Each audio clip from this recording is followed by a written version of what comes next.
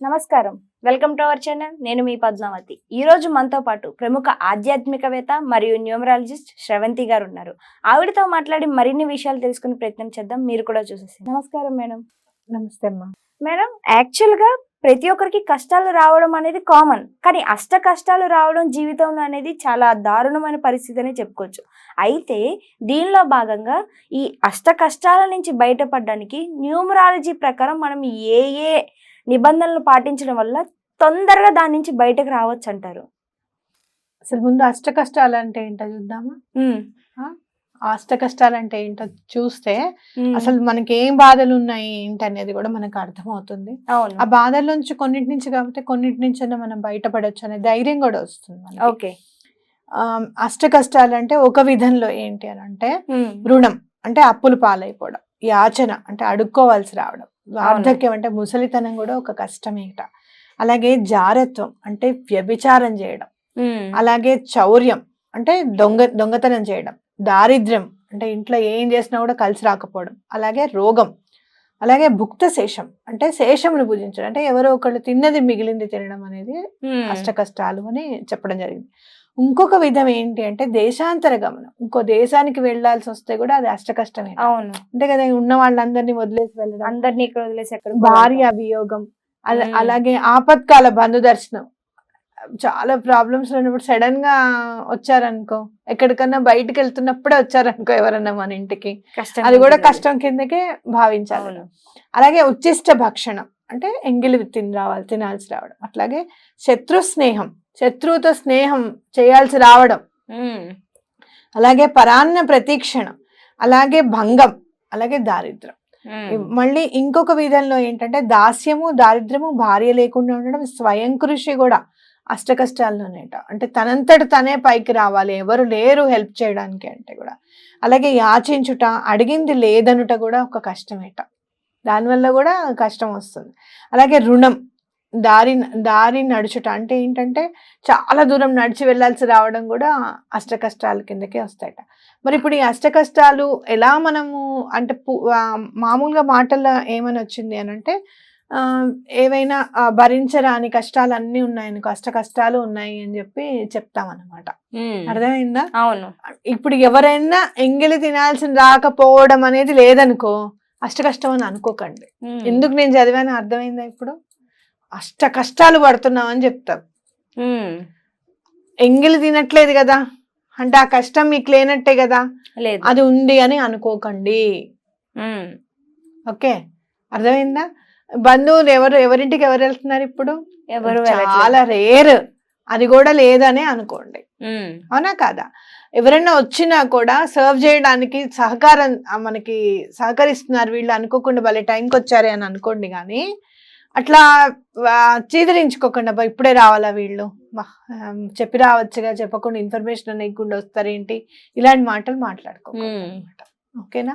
చదివినిపించిన కారణం ఏంటి అని అంటే అందరికీ అష్ట కష్టాలు ఉండవు, ఎక్కడో ఒక్కడ భగవంతుడు ఎక్కడో ఒక్కడ దారి చూపిస్తాడు మనకి. అవునా?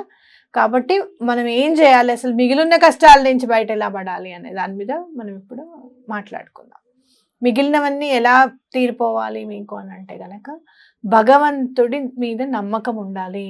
అబ్బో మేము చాలా పూజలు చేసామండి అని అంటాం. ఏం పూజలు చేసావు కాబట్టి ఇలా ఉన్నామేమో, లేకపోతే ఇంకెలా ఉండేదానివో ఒకసారి ఆలోచించు. అలాగే చాలా కష్టంలో ఉన్నప్పుడు మీరు చూస్తే ఒక్కొక్కసారి మనకంటే కష్టపడే వాళ్ళని చూస్తే భగవంతుడు మనని ఇంకో 2 మెట్టు పైకే ఉంచాడు కదా అనేది మనకి ఖచ్చితంగా అర్థమవుతుంది అన్నమాట. కాబట్టి ఎప్పుడు కూడా అలా ఆలోచించండి. భగవంతుడిని ఎక్కువగా నమ్మడం అనేది చేయండి. భగవంతుడికి ఇష్టమైనది ఏంటి అనేది తెలుసుకోండి. ఆయనకి ఏంటి ఇష్టం? ఆర్తులను ఆదుకోవడం, అనార్తులకి అన్నం పెట్టడం, దాహం వేసిన వాళ్ళకి కాస్త మంచినీళ్ళన్నా ఇవ్వడం, ఇది ఎవరికైనా ఇష్టం. మనం ఇంటికి వచ్చిన వాళ్ళని ఈ రోజు కావాలండి వాటర్ తాగుతారా అని అడుగుతాం. అవునా కాదా? ఎవరైనా బాటిల్తో నీళ్ళు ఇవ్వండి అని అంటే చాలా సందర్భాల్లో నేను చూసాను, లేవు పో, ఎప్పుడు నీళ్ళు ఇవ్వడానికి ఇదేనా, మా పంపులోనే నేను నీళ్లు తాగేది, అట్లా మాట్లాడతాం అన్నమాట. అట్లా భగవంతుడిని మనం కూర్చొని పూజ చేసి దీపం పెడితేనే కాదు, మనం మాటలతో ఎవరినైనా హింసిస్తే కూడా భగవంతుడిని హింసించినట్టే అనేది గుర్తుపెట్టుకోవాలి. చాలా కఠినంగా ఉంటుంది ఒక్కొక్కళ్ళ మాట. నా మాట ఇంతేనండి అని అంటారు. అది తప్పు, పొరపాటు. మాట మార్చుకోవాలి. ఎప్పుడైతే నీ మాట ఎలా ఉండాలి అని అంటే, పలుకే నైవేద్యం అని చదువుతాం మనం బాబాగారి చాలీసాలు. అంటే బాబాగారి చాలీస అంటే ఇప్పుడు బాబాగారిని కూడా తిట్టడానికి స్టార్ట్ అవుతున్నారు అందరూ. అరే నీకు నచ్చకపోతే నువ్వు వదిలేయి.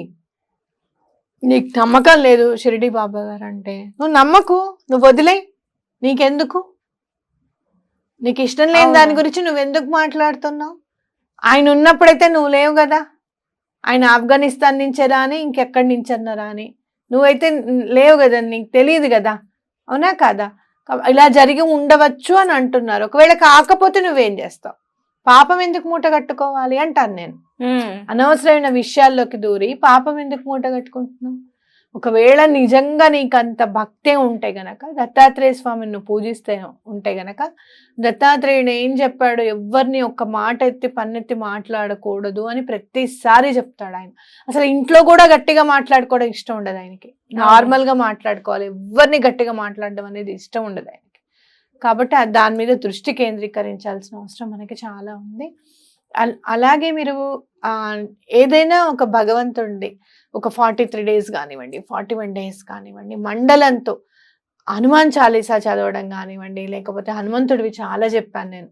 లాంగుల స్తోత్రం చెప్పాను, హనుమంతుడి పూజ చాలా చెప్పాను మనము. అవును. అలాంటివి ఏమైనా 41 days కనుక ఇష్టంగా కూర్చొని చెయ్యండి, తప్పకుండా మీకు దారి దొరుకుతుంది.